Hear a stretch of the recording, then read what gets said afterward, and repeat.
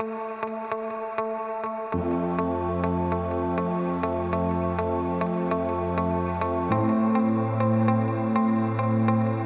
sommes ici sur un centre de recherche EDF Lab Les Renardières, au département éco-efficacité des procédés industriels. Dans ce laboratoire, on s'occupe plus particulièrement de la valorisation des rejets thermiques de l'industrie en développement de la technologie autour du stockage thermique et des pompes à chaleur.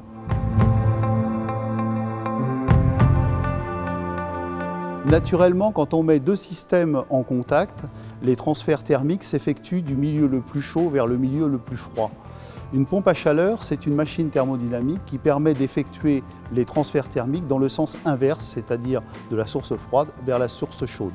Ceci nécessite évidemment une consommation d'énergie électrique. C'est exactement, si on fait l'analogie par rapport à l'hydraulique, comme si on imagine un réservoir en hauteur et un réservoir en bas. Si on les relie avec un tuyau, le flux s'écoule du milieu haut vers le milieu bas.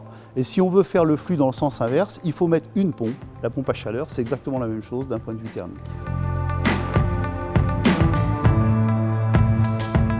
L'industrie française consomme 450 TWh d'énergie. Et si on fait l'analyse de ce que est fait de cette énergie, on se rend compte qu'il ressort des sites industriels environ 140 TWh de rejets thermiques, soit sous la forme de rejets liquides, soit sous la forme de rejets gazeux. Malheureusement, le niveau thermique de ces rejets est souvent insuffisant pour être réutilisé directement sur le site industriel. D'où l'intérêt d'utiliser une pompe à chaleur pour remonter le niveau thermique de ces rejets et pouvoir ainsi s'en servir de source de chaleur à l'intérieur du site industriel. En fait, on a une grande variété de pompes à chaleur aujourd'hui qui permettent de résoudre la grande majorité des cas d'un point de vue technique. En revanche, pour les aspects économiques, il y a trois paramètres principaux qui ont une forte influence.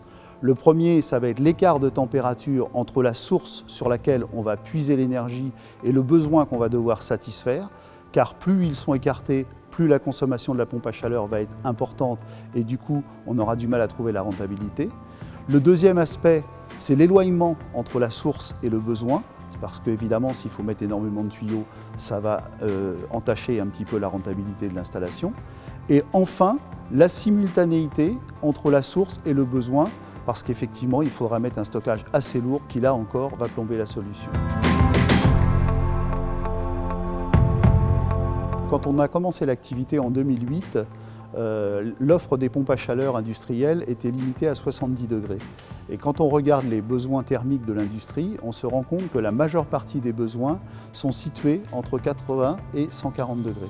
Donc on a initié des programmes de développement pour développer des pompes à chaleur vers les hautes températures avec des partenaires industriels.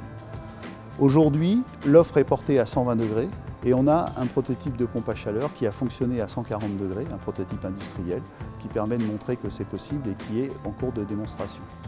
Un autre axe de développement, on s'est rendu compte qu'effectivement, dans les conditions économiques, l'investissement de la pompe à chaleur comptait beaucoup. Donc on travaille sur un programme de standardisation pour les applications, en particulier pour le secteur agroalimentaire, de façon à réduire les coûts d'investissement des pompes à chaleur.